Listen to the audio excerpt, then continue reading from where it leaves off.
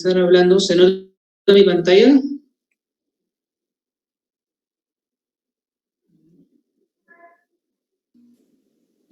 Sí, doctor, sí se nota. Okay, muchas gracias. Vamos a comenzar con artroplastía de cadera. Yo soy el doctor Guillermo Araujo, médico traumatólogo del Hospital Carrión.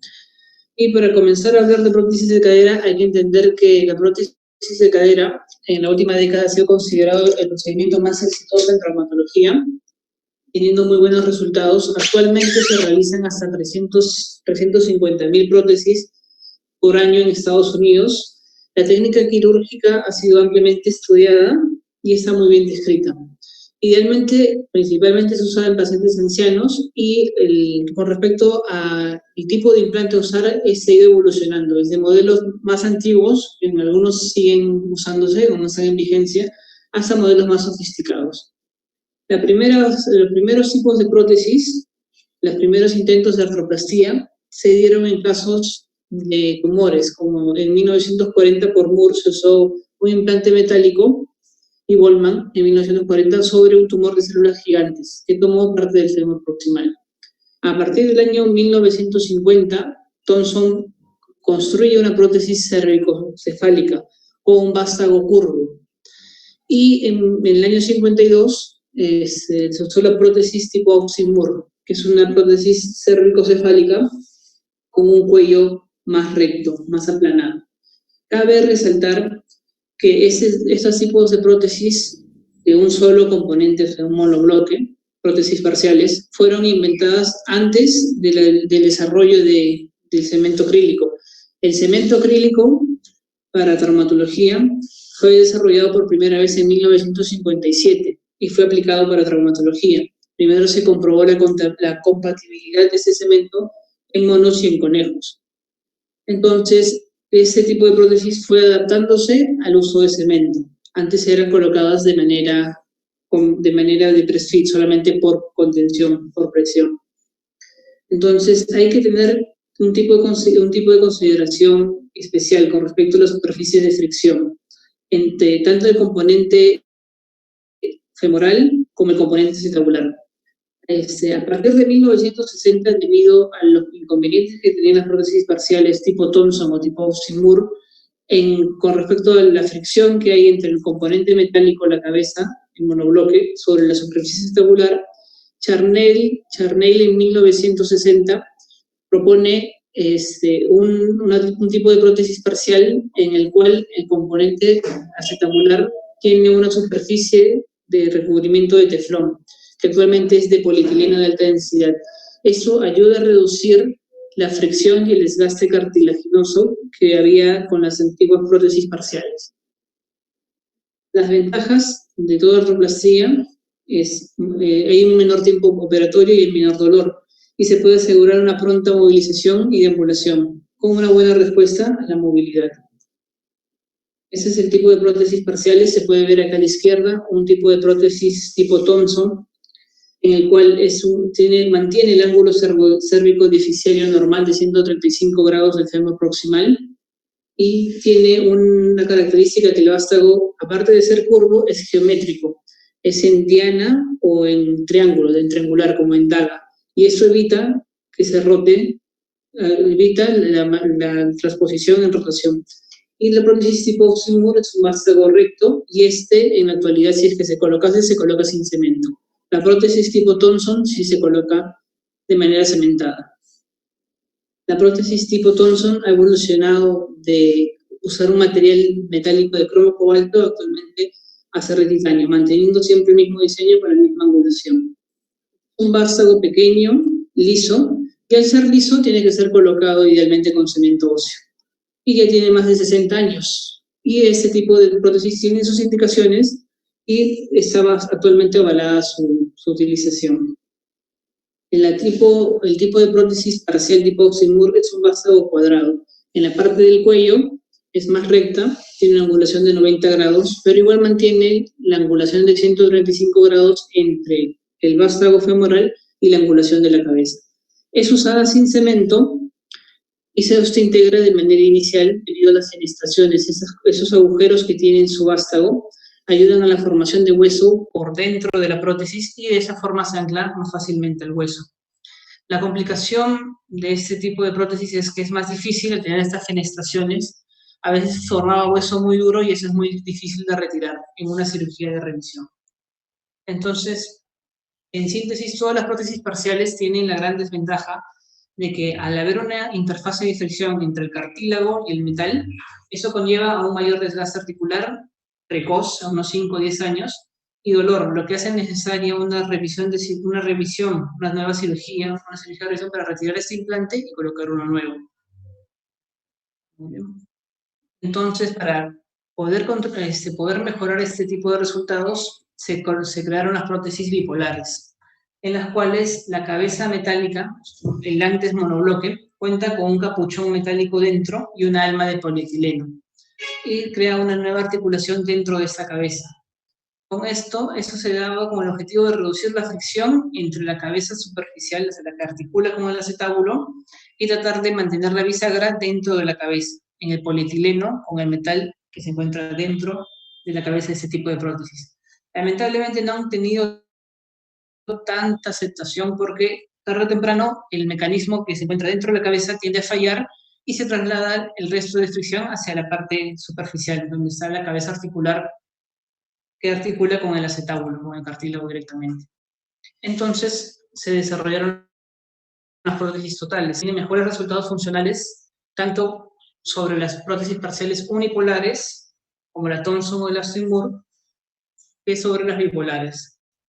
La desventaja es que al tener que trabajar sobre dos componentes, tanto el componente del fémur como el componente del acetábulo, eso aumenta el tiempo operatorio y aumenta el costo del implante, pero da mejores resultados. Se encuentra indicada en pacientes sin deterioro cognitivo, pacientes adultos mayores activos o pacientes jóvenes en los cuales haya riesgo de osteoporosis, en los cuales no se pueda tratar de inicio un procedimiento de salvataje.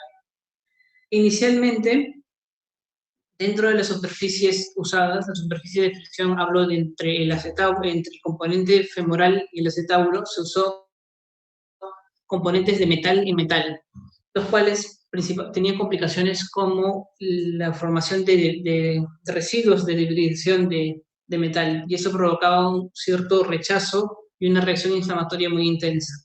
Se pasó a implantes que tenían dentro del alma, ya no metal, sino dentro del alma tenían polietileno, los cuales se siguen usando hasta ahora y es el más usado. Luego, implantes más modernos, como cerámica en polietileno y cerámica en cerámica, son usados para pacientes idealmente jóvenes porque los implantes de cerámica tienen mayor tiempo de duración.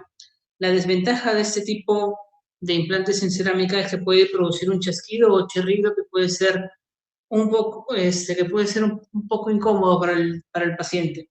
Pero estos tres últimos implantes de metal en polietileno, cerámica en polietileno y cerámica en cerámica son los que se usan actualmente. Acá se puede ver una radiografía con los componentes de una prótesis total. El vástago femoral con su angulación de 135 grados, la cabeza femoral, por dentro el polietileno, que no se aprecia tampoco si fuera de material más blando, porque es de material más blando, y la copa acetabular. En un paciente aparentemente con una secuela de fractura una artrosis de cadera avanzada. Entonces, dentro de los tipos de prótesis total, también se clasifican en cementadas y no cementadas, con los mismos principios de las prótesis parciales. La ventaja que da la prótesis no cementada es que tiene una menor tasa de aflojamiento y menor riesgo y con esa menor tasa de aflojamiento, una menor tasa de revisión. Pero, sin embargo, para poder adherirse adecuadamente la prótesis al hueso, el paciente tiene que tener una buena calidad ósea dentro de la edad que se está indicando. Y esto, al tener una mejor calidad ósea, puede haber un contacto íntimo entre la superficie áspera, esas son microfotografías acá a la derecha de la superficie áspera de las prótesis, las cuales, al estar en contacto íntimo con hueso esponjoso o hueso trabajado, hueso limado, tiende a osteointegrarse, tiende a formar trabéculas óseas a través de esas superficies rugosas y asegurar una buena fijación de la prótesis, asegurando su integración. La desventaja, bueno, la ventaja que tienen sobre las prótesis cementadas es que al retirar el cemento en una prótesis cementada, tiende el cemento a dañar más el hueso. Entonces, es más sencillo retirar una prótesis no cementada versus una cementada, porque el cemento ya se encuentra adherido al hueso. Existe una clasificación de acuerdo a la geometría del vástago femoral, clasificando el tipo 1 como de curva simple, el tipo 2 de curva doble, el tipo 3 de una curva afilada, el tipo 4 de una curva de un vástago cilíndrico y el tipo 5 como una prótesis con modularidad. Se refiere a modularidad a que la prótesis tiene varios componentes dentro de sí misma. Por ejemplo, esta imagen del centro, en el tipo modular número 5, cuenta con una angulación diaficiaria que puede ser móvil, con un rango de acción de 20 grados de movilidad. Se puede modificar el rango cérvico diaficiario de acuerdo al tipo de paciente que tengamos. Y el tipo 6 más usado es el tipo anatómico. Si pasamos a ver las imágenes, esta es una prótesis de tipo simple con una sola curva. Si se ven, es una prótesis no cementada porque tiene más del 50% de zona rugosa, que podría favorecer la subdirección. La cabeza es de cerámica y la alma probablemente sea de polietileno. Este es un vástago tipo cilíndrico, tipo 4, con una cabeza de cerámica, y ese es un vástago tipo 3 afilado, con fenestraciones, y una cabeza metálica. Con respecto al componente acetabular, generalmente el componente acetabular puede ser cementado o no cementado. En esta imagen de acá abajo tenemos ciertas rugosidades, entonces esta copa acetabular es para uso sin cemento, se integra de manera primaria. Adicionalmente a esto, esta copa acetabular tiene que ser 1 o 2 milímetros más grande que el rimado, que la preparación de la cabeza acetabular, de la copa acetabular, para que entre a press fit y se cure una adecuada fijación. Adicionalmente puede tener fenestraciones para poder colocar tornillos acetabulares que aseguran una mayor fijación. Adicionalmente al diseño de las copas acetabulares, en caso de fracturas de acetábulo que no se puedan reconstruir o secuelas de displasia de cadera de niños que ha evolucionado a adulto y no se cuente con un acetábulo bueno nativo, se puede usar refuerzos acetabulares que se encuentran acá en la imagen de la izquierda, que se agregan a la copa para poder asegurar una adecuada fijación. Estos refuerzos acetabulares también cuentan con fenestraciones para poder colocar tornillos a través de estos. Dentro de la copa acetabular, como les mencioné, se cuenta con un recubrimiento de polietileno, que generalmente se encuentra entrecruzado. Hay dos tipos de polietileno, un polietileno simple y un polietileno de alto entrecruzamiento.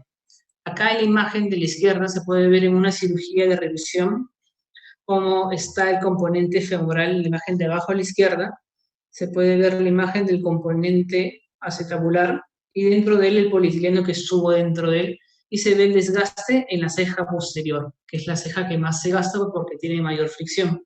Y este es el componente de la cabeza, lo cual habrá provocado esta cirugía. Probablemente ya se había desgastado y tenía cierto grado de aflojamiento. Adicionalmente de esto se tiende a cambiar el tipo de diseño del polietileno, teniendo diseños con cejas antiluxantes. Por ejemplo, esta es una copa convencional recta y acá al final tenemos la evolución de las cejas antiluxantes y se ve acá hay una ceja como un capuchón y acá hay una serie de tope el cual se coloca hacia posterior e inferior para evitar las luxaciones posteriores de ese tipo de prótesis. Con respecto al cómo colocar la prótesis, dentro de los abordajes quirúrgicos se encuentran en líneas generales descrito 3. Desde el abordaje más usado, que es el abordaje posterior, el abordaje lateral y el abordaje anterior, cada uno con un distinto plano intermuscular. El éxito depende de qué abordaje domine más el cirujano. Y con esto, si un cirujano se especializa o se encuentra más familiarizado con un solo tipo de abordaje, se pueden minimizar complicaciones, principalmente de nervios, como es el nervio glúteo o el nervio ciático, en cualquiera de esos abordajes. Es una imagen transversal en la cual podemos ver el abordaje anterior, que va a través del recto interno y el tensor de la fascia lata. El abordaje lateral, que va a través del glúteo, y el abordaje posterior, el glúteo medio, y el abordaje posterior que va a través del glúteo mayor. El abordaje anterolateral, que fue descrito por Watson Jones, evita dañar el compartimiento del glúteo medio, que es un músculo aductor de cadera, permite una mejor visualización del acetábulo, pero no se debe usar en pacientes obesos. Se trata de evitar el glúteo medio. Al comenzar la incisión, se hace una incisión desde el trocánter mayor, se puede ver acá en la imagen operatoria, se marca a través de palpación la zona donde se encontraría el trocánter mayor, que sería esta zona de aquí, y se toma el espinil acá anterior superior. A través de eso se hace un abordaje curvo, se diseca a través de piel y tejido celular subcutáneo, y se llega al tensor de la fascia lata. Se apertura con una tijera tipo Metzenbaum, se apertura la fascia lata, y se puede ver entre el trocánter la división entre el brazo externo y el glúteo medio. El músculo glúteo medio se tiene que dividir en su tercio anterior. Como se ve acá, el cirujano con su dedo trata de dividir el vientre muscular del tercio anterior del glúteo medio y se incide en esta línea punteada. Siempre hay que tener cuidado y estar familiarizado con ese abordaje, porque dentro del glúteo medio se encuentra la rama del nervio glúteo superior, y hay se describe una zona de seguridad de aproximadamente 5 centímetros por encima de su inserción en el trocánter mayor. Luego de poder dividir el glúteo medio, se puede ya encontrar la cápsula articular y la cabeza femoral. Luego de hacer una incisión en la cápsula articular, se puede trabajar con cierros oscilantes para retirar la cabeza femoral y luego poder hacer el rimado del acetábulo, para posteriormente poder colocar tanto los componentes metálicos de la prótesis en el fémur y en el acetábulo. El abordaje posterior, que como mencioné es el más usado, ya tiene 10 años, ya más o menos 100 años de descrito. Antes de existir los implantes metálicos, porque ya estaba descrito el abordaje posterior, en casos de artrosis de cadera se usaba tendón, se transponía tendón en la superficie articular entre la cabeza y el acetábulo. Se colocaba tendón o grasa para evitar el roce. Eso es antes de la invención de los implantes metálicos. Actualmente es el más usado, preserva el glúteo medio, hay un menor sangrado y su rehabilitación tiende a ser más rápida. Siempre se usa, al igual que el abordaje anterolateral, como referencia el trocánter mayor. Se hace una incisión curva a través del glúteo mayor, aproximadamente de unos 15 a 20 centímetros, tomando como reparo el punto medio del trocánter mayor. Al incidir a través de la piel y tejido celular subcutáneo, uno se encuentra dentro del glúteo medio, y el glúteo medio es incidido, es cortado a través de sus fibras. No hay riesgo neuromuscular en este plano, y después de haber divulsionado el glúteo medio, como se ve acá, se colocan unos separadores, y uno puede observar los músculos rotadores externos, conformados por los músculos piramidal y los músculos geminales. También se observa el cuadrado femoral, y hay que tener cierto cuidado en el siguiente paso de este abordaje, porque se tiene que desinsertar esos músculos rotadores externos. Para alejar el nervio ciático que se encuentra por debajo de esta grasa de los rotadores externos, se tiene que rotar internamente el fémur. Para alejar la inserción de los rotadores externos de este nervio. Luego de realizar la incisión, o sea, la desinserción, la tenotomía de esos rotadores externos, ya se puede aprovechar y se puede observar la cápsula articular. Acá se puede ver una imagen en la izquierda con la cadera en neutro y la inserción de los rotadores externos, y cómo al rotar internamente el fémur, esta distancia entre el lugar de la tenotomía y el nervio ciático se eleva. También hay que tener cuidado al momento de colocar los separadores, los retractores de la cadera, porque no debe ser uno muy duro, muy fuerte o muy puntiagudo o no debe ser un implante muy puntiagudo al momento de retraer esta zona inferior, porque también puede provocar neuropraxia del nervio ciático por compresión. Las ventajas que da el abordaje posterior es que hay un menor trauma tisular, preserva el mecanismo abductor del glúteo medio, hay menor sangrado y se puede tener una adecuada exposición. Hay menor dolor La desventaja de ese tipo de abordaje, que antiguamente estaba descrito con mayor frecuencia, es la luxación posterior, porque se tiende a lesionar la cápsula posterior y los músculos rozadores externos que se encuentran en esta zona. Pero con una adecuada reparación capsular, que se tiene que hacer, este porcentaje de luxación casi equipara otros tipos de abordaje. Para concluir, el abordaje anterior, descrito por Smith-Peterson, es más usado en pacientes jóvenes, recién nacidos o menores de 2 años, porque se usa para reducir luxaciones de cadera y también se usa para osteotomías pélvicas. Este plano va entre la espina ilíaca anterior-inferior hacia el punto medio del trocánter, el punto anterior del trocánter menor. Luego de disecar la piel y el tejido celular subcutáneo, se encuentra el plano internervioso entre el músculo sartorio y el músculo tensor de la fascia lata. Después de atravesar ese plano muscular, se tiene que incidir entre el músculo del glúteo medio, sin avulsionarlo, solamente retrayéndolo, y el recto femoral. Luego de separar ese segundo plano muscular, ya se puede llegar a la cápsula articular anterior. Para pasar a lo que viene a ser la prótesis de rodilla, al igual que la prótesis de cadera, hay que tener un abordaje o hay que tener una planificación previa. Y de eso depende el éxito de la rodilla. De ello que la rodilla tiene que tener una alineación muy precisa. Se pueden variar en rangos máximos entre 0 a 5 grados con respecto a los cortes que se tienen que hacer sobre el hueso. No existe un abordaje óptimo, todavía está en controversia, pero hay un abordaje más usado. Esa es una imagen en sala de operaciones.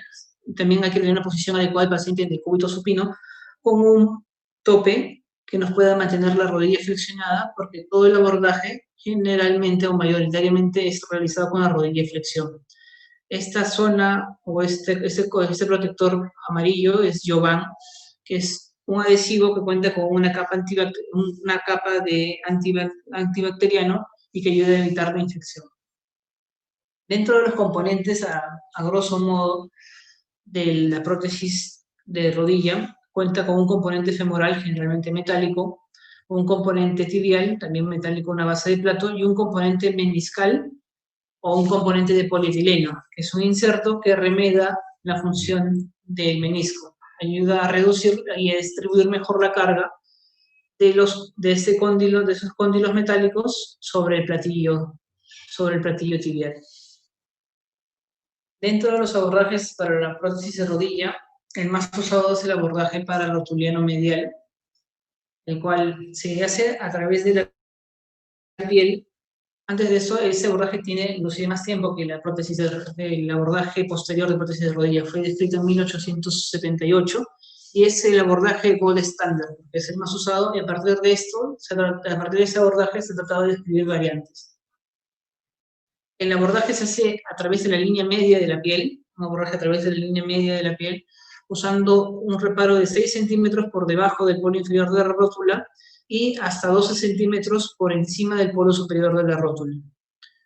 Luego de atravesar la piel y el tejido celular subcutáneo, se incide sobre el aparato extensor, que está formado por el tendón, que es acá superior del cuádriceps, y el tendón rotuliano. Se incide a través de ese aparato extensor, dejando aproximadamente, como se puede observar en esta imagen, 1 centímetro para luego, después de terminar la cirugía, poder reparar el mecanismo extensor adecuadamente. Después de hacer este corte a través del músculo cuádriceps, su tendón, y a 1 centímetro del tendón rotuliano, se vierte la rótula. Es una imagen con la rótula vertida, y después de retirar la rótula y lateralizar todas esas estructuras, se tiene una buena imagen tanto de todos los cóndilos femorales medial y lateral, como del platillo tibial. Existen 2 variaciones de este abordaje, que es el abordaje medio vasto y el abordaje subvasto. Simplemente se desarrollaron con el objetivo de preservar el mecanismo extensor y no dañar tanto el tendón del cuádriceps. El abordaje subvasto, descrito en los años 30, fue popularizado al describirse por anatómico, no toma el vasto por completo, y se debe usar, lamentablemente es técnicamente demandante, y se debe usar en pacientes delgados, no obesos, y que tengan partes blandas móviles. Como se puede ver acá está pintada la rótula, y si uno tuviera un abordaje normal, convencional, partiría, ese es el tendón rotuliano, partiría a 1 centímetro, a través del por medial del tendón rotuliano, e incidiría a través del tendón de cuádriceps. La variante que plantea este abordaje es que va a través del plano intramuscular del vasto. Entonces toma una angulación de 60 grados y se va a través de ese plano intramuscular.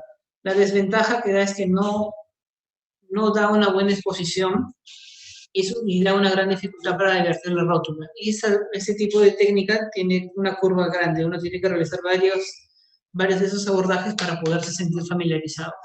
La ventaja es que es más anatómico y preserva mejor el mecanismo sensor. El abordaje medio vasto es un abordaje intermedio entre el parapatelar medial y el abordaje subvasto. Fue descrito en los años 97 y el vasto medial es dividido entre sus vientres musculares y tiene la ventaja que tampoco se extiende a través del tendón del cuádriceps.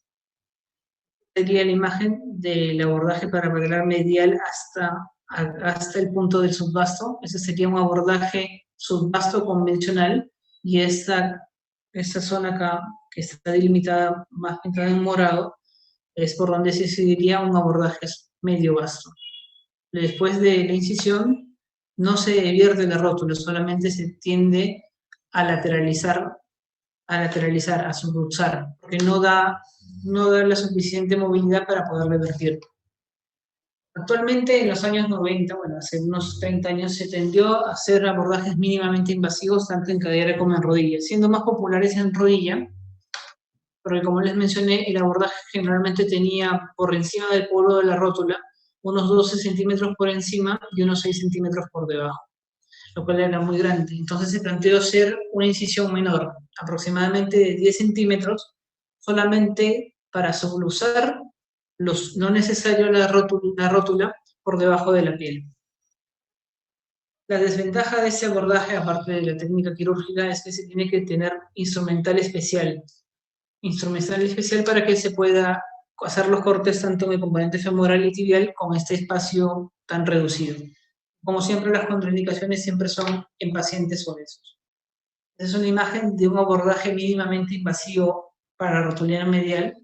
Si se dan cuenta, la incisión es más pequeña, el abordaje es similar, y luego de hacer eso, la rótula igual solo se subluxa lo necesario para poder trabajar sobre el componente femoral. Para esto hay que tener guías, como esa guía para corte tibial, de tamaño exacto, de tamaño reducido, y de igual forma para poder hacer los cortes en los cóndilos femorales. En el componente tibial tiene que ser instrumental. Esta es una imagen de esta guía, que es una varilla en el componente tibial para poder mantener la alineación con el tobillo. Eso lo vamos a ver más adelante. Y acá se puede ver la imagen en la izquierda, cómo se colocaron los 3 componentes en este abordaje tan pequeño de 10 centímetros aproximadamente. También se puede hacer un abordaje mínimamente invasivo de manera anatómica, preservando el vasto, haciéndolo por debajo de este. Es técnicamente inclusive más demandante que el subvasto convencional. Puedes poner los componentes femorales y se coloca. Tiene que también tener retractores especiales para poder visualizar adecuadamente el platillo en una superficie tan pequeña. Y luego se coloca la prótesis en este espacio tan pequeño, con cemento óseo, tanto el componente tibial como el componente femoral. En caso de preparación de los componentes, me refiero a los cortes que se hacen sobre el fémur distal para que encaje adecuadamente la prótesis. Hay que tener cuidado, como dije, en la rodilla con respecto a las angulaciones, a la angulación que hay que tener, porque se debe respetar las líneas intercondylias, se debe preservar la forma natural del fémur, pero se debe dejar un espacio con estos cortes para poder introducir la prótesis. Primero, después de haber hecho un abordaje convencional, que es el que está acá, es un abordaje amplio, se taladra en una línea intercondylar y transversal al plano del piso. Se hace un brocado para colocar una guía intramedular. Esa es la imagen del brocado, y acá hay una guía intramedular que tiene un mango. Con este mango se busca controlar la alineación adecuada que debe existir entre el fémur y la cadera. Luego de aproximar una adecuada fijación, como se puede ver acá, luego de aproximar con esta varilla de alineación una adecuada fijación del fémur hacia la cadera, se comienza a colocar la siguiente guía, que es una guía de corte, es esta de aquí, y mediante una sierra oscilante se procede a hacer el primer corte, que es el corte transversal. Y esa es una imagen de cómo se ve el corte transversal, preservando la distribución de los dos cóndilos, cortándolos de manera simétrica. Luego de esto se coloca otra guía de corte para completar los cortes tanto en el plano anterior como en el plano posterior del componente femoral. Esta es la imagen de cómo se corta esa zona con una sierra oscilante. Y luego de trabajar el componente femoral, uno pasa al componente tibial. Si el componente femoral hay que tener cuidado con la alineación respecto a la cadera, con el componente tibial hay que tener cuidado en que se debe tener mantener paralelo al platillo tibial. Entonces, esta guía de corte tiene dos abrazaderas, en el cual buscan ajustarse al tobillo y mantener una alineación transversa, paralela a este platillo. Luego de asegurar una alineación adecuada con el plafón tibial, con el tobillo, se calcula el punto más bajo de ambos platillos. Y a través del punto más bajo de esos platillos se hace el corte. ¿Para qué? Para preservar mayor cantidad de hueso. Entonces, los platillos tibiales, si son de esta configuración, se tiene que cortar el punto más bajo, pero no más allá de este, para preservar la mayor cantidad de hueso por debajo, para poder colocar una prótesis de manera adecuada. Adicionalmente a esto, hay que mantener el balance tanto en flexión, esa sería una imagen sombreada de cómo tiene que ser simétrico el hueco de los cortes, tanto en el componente femoral como en el componente tibial, tanto en flexión como en extensión, tienen que ser simétricos, siempre preservando los ligamentos colateral-lateral y colateral-medial para no afectar la estabilidad de la rodilla después de la colocación de esa prótesis. Al final, completando ambos cortes, se coloca un inserto de prueba, que se ve acá en negro, ¿no? Y se coloca una doble varilla para asegurar que nos encontremos alineados tanto con la cadera como con el platillo, con el plafón tibial. Imagen de la colocación de la doble varilla. Luego de hacer el corte en la meseta tibial, se hace otra perforación dentro intramedular. Se usa esta guía que simula la configuración del platillo tibial y se taladra por dentro. Se hace una perforación por dentro para asegurar que ese componente tibial que va a ir encima de ese corte no rote. Se coloca cemento tanto en el componente tibial, ese es el socket que va a ir dentro de la perforación que se hizo en el platillo, y este es el componente femoral con cemento. Luego de colocar los componentes tanto en el fémur como en la tibia, se tiene que retirar el cemento excedente y luego se coloca un inserto de polietileno que viene a remendar la función de los meniscos. Esa es la imagen final de un abordaje clásico, que es amplio, en el cual se puede ver el componente femoral adecuadamente colocado, el componente tibial y su inserto de polietileno. Respecto a los tipos de prótesis de rodilla, existen tipos de prótesis convencionales con 3 componentes básicos, que es general de todos. Componentes con cajón. Este cajón busca dar espacio al cruzado posterior, porque toda prótesis convencional sacrifica tanto el cruzado anterior como el cruzado posterior. En cambio, este cajón busca preservar el cruzado posterior. No ha habido consenso respecto a cuál de estos dos tipos de prótesis primaria es mejor, pero algunos refieren que al preservar el cruzado posterior el paciente tiende a sentir más estable su prótesis y mejora un poco en la sensación espacial que tiene con respecto a su prótesis, la siente más natural. Pero no está descrito en términos generales que sea mejor que una prótesis convencional normal. La prótesis ultracongruente se usa en pacientes con inestabilidad ligamentaria leve. Y las prótesis de rodilla más avanzadas o de revisión tienen vástagos tanto en la tibia como en el fémur de mayor tamaño, debido a que al trabajar sobre hueso ya tomado por una primera prótesis con cemento, al momento de hacer la revisión y retirar el cemento se pierde bastante stock óseo. Entonces, para poder asegurar una adecuada colocación de sus implantes, se usa vástagos más grandes para que puedan fijarse adecuadamente. Adicional a esto, en casos de inestabilidades graves se puede usar prótesis tipo bisagra, que tienen un componente, que tienen una intersección entre el componente femoral y el inserto del menisco metálico. Acá se puede ver una imagen radiográfica de una prótesis total convencional con el componente tibial normal de vástago pequeño y el componente femoral convencional clásico. Esta es una prótesis de revisión que adicionalmente a tener los vástagos más largos, tiene un sistema de bisagra que conecta, como dije, el componente femoral al inserto tibial. La ventaja de esta prótesis con bisagra es que tiene una mayor estabilidad, pero desventajosamente solamente mantiene la flexoextensión, porque naturalmente la rodilla tiene unos grados, llevan de 10 a 20 grados de rotación interna y de rotación externa. Con la prótesis de revisión, al ser de tipo bisagra, tipo puerta, solamente mantiene la flexoextensión conservada. Para hablar acerca de una parte de los avances de la especialidad, quería tomar el caso de lesiones del plexo braquial. Es un poco lo que más ha avanzado con respecto a este rubro. También hay avances en los tipos de placas, en los tipos de implantes, en los tipos de injertos, pero vamos a tomar lo que viene a ser el avance en microcirugía. El plexo braquial formado por las raíces nerviosas de C5 a T1 tienden a formar troncos y de este tronco haces. Estos haces hay que tomar principal atención para esta presentación al nervio cubital y al nervio musculocutáneo. Las lesiones de plexo braquial se dan principalmente en pacientes jóvenes, pacientes activos por accidentes de motocicleta o por precipitaciones.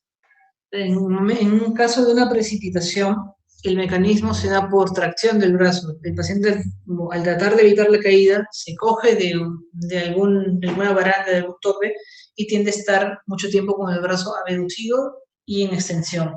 Ese tipo de mecanismo tiende a producir lesiones generalmente de los haces superiores del plexo braquial. Y el examen se puede sospechar de una lesión de este plexo mediante déficit de flexión o extensión de algunos músculos del brazo, o con un examen complementario como es la electromiografía. Para esto, en caso de lesiones superiores del plexo braquial, principalmente C5, C6, se tiende a usar la cirugía de Oberlin, en la cual se usa el nervio cubital, que tiene raíces más bajas. El nervio cubital está formado principalmente por haces del C8 y de T1, y el nervio musculocutáneo por C5 y C6. Entonces, al tener nosotros una lesión de C5 y de C6, se tiende a afectar el nervio musculocutáneo, que inerva principalmente al bíceps braquial, flexiona el codo. Entonces, el nervio cubital, que se viene del cordón medial del plexo braquial y se deriva hacia el brazo y el antebrazo, tiene dos componentes. Tiene un componente motor y un componente sensitivo.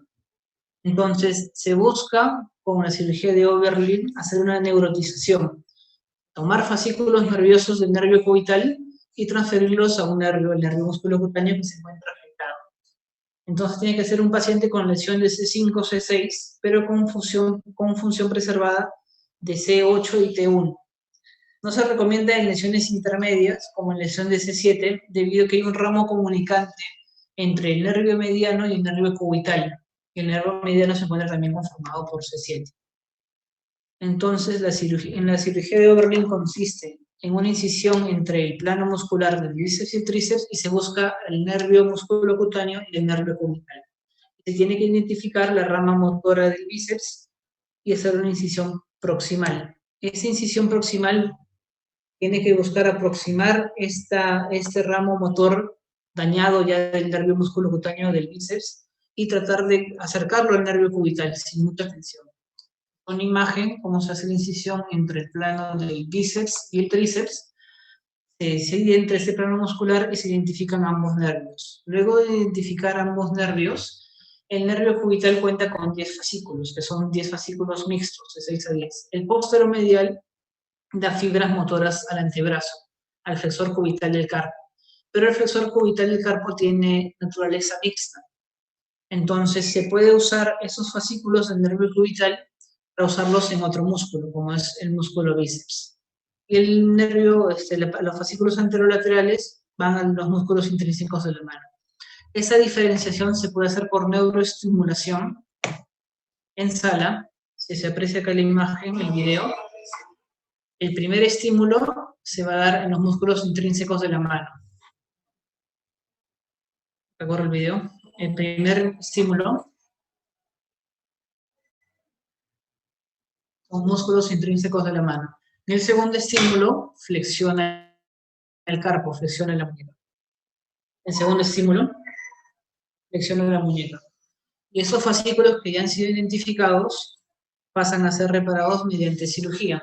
Luego de identificar los fascículos del flexor cubital del carpo con el neuroestimulador, bajo microscopio o bajo lupas de aumento, se busca suturar esos fascículos con nylon 9 o 10 ceros. Siempre suturando el epineuro, que es la vaina que recubre los fascículos nerviosos en sí. Y luego se fija, se agrega pegamento de fibrina en la zona de sutura. Este es un esquema. Si este es el nervio musculocutáneo que se encuentra dañado, y esta es su banda motora que va hacia el músculo bíceps, se corta a este nivel porque este nervio musculocutáneo se encuentra dañado y se transfiere al nervio cubital que se encuentra acá debajo. Entonces, ese es el nervio musculocutáneo y ese es el nervio cubital. Se transfiere la rama motora de este lado hacia los fascículos del flexor del carpo del nervio cubital. Esa es una imagen con una ampliación de microscopio. Estas son las ramas motoras que vienen del bíceps, y ese es el nervio cubital, y esos son los ramos motores que han sido identificados. Y luego, después de hacer esta aproximación, se suturan. Otra imagen, y esta es la imagen después de la sutura. Este tipo de cirugía, aparte de haber evolucionado la técnica quirúrgica, ha evolucionado con respecto a la robótica. Se puede usar el Da Vinci para poder hacer esta sutura de manera más precisa y más rápida. Son imágenes de la identificación de los nervios, imágenes de la sección de los fascículos motores del nervio cubital, y esas son imágenes de la sutura y de la colocación del pegamento de fibrina después de la sutura. Para culminar, coloco el video de este procedimiento. El Da Vinci. El abordaje sí se hace de manera convencional.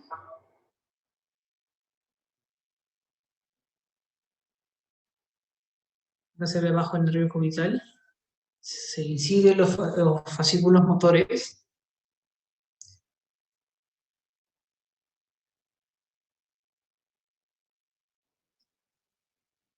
Luego de haber identificado esto, se corta del músculo cutáneo las bandas que van hacia el bíceps y se busca suturar.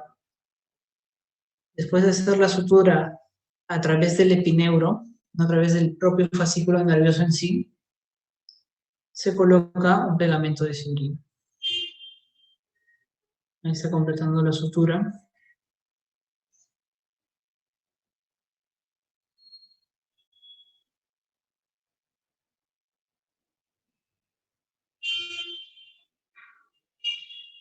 Se coloca al final el pegamento de fibrina.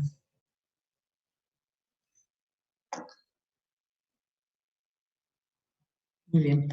Con esto termino mi presentación. Si hubiera alguna pregunta.